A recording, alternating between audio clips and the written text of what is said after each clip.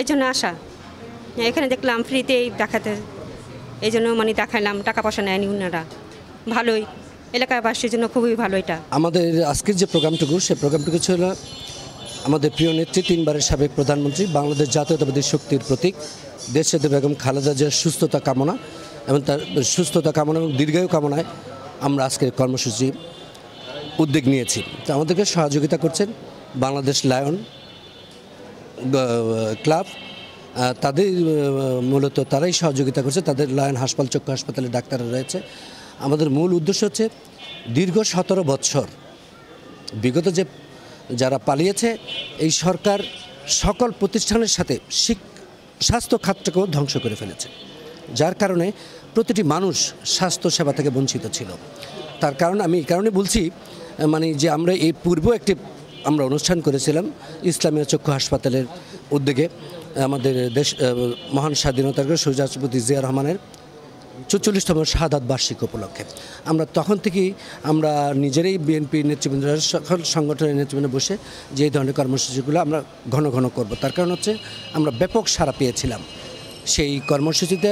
আজকেও সকাল আপনি দেখেছেন, সকাল 9টার থেকে আমরা এই পর্যন্ত না হলেও 200 পেশেন্ট এই বর্তমান ডাক্তাররা দেখেছে। এবং এই সানি যেটা পড়ে চোখে দৃষ্টি ফিরিয়ে দেওয়ার জন্য ফ্রি অপারেশন করা হচ্ছে, যেটা ব্যয়বহুল, যারা নিম্ন আয়ের লোক তাদের পক্ষে সম্ভব হচ্ছে না। সুতরাং অনেক মানুষ উপকৃত হচ্ছে এবং আমরা এই প্রোগ্রামগুলো আরও ঘন ঘন করব বলে আমরা উদ্যোগ নিয়েছি।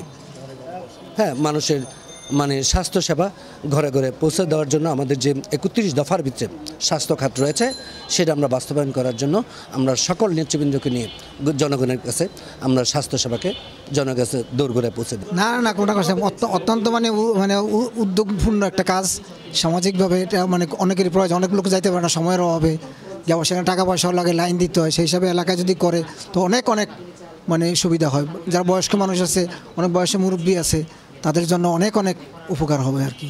প্রোগ্রামটা করা হয়েছে সানি অপারেশন বিনা পয়সায় লায়ন্স ক্লাব এটা করে, এবং লায়ন্স ক্লাবের যে মেইন থিমের মধ্যে এটি অন্যতম, যে মানুষকে সেবা দেওয়া এবং দৃষ্টি শক্তি ফিরিয়ে আনার ক্ষেত্রে কিভাবে আমরা সহযোগিতা করতে পারি, তারই একটি পদক্ষেপ এটি।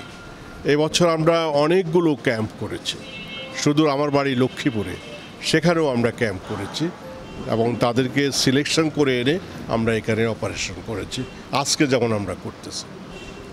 তো আলী নেওয়াজ সাহেব আমাদের পূর্ব পরিচিত, আগ থেকে উনি আমাদের সাথে খুবই পরিচিত, তার অত্যন্ত পপুলার লোক এলাকার, এই জন্যেই তার সৌজন্যেই আমরা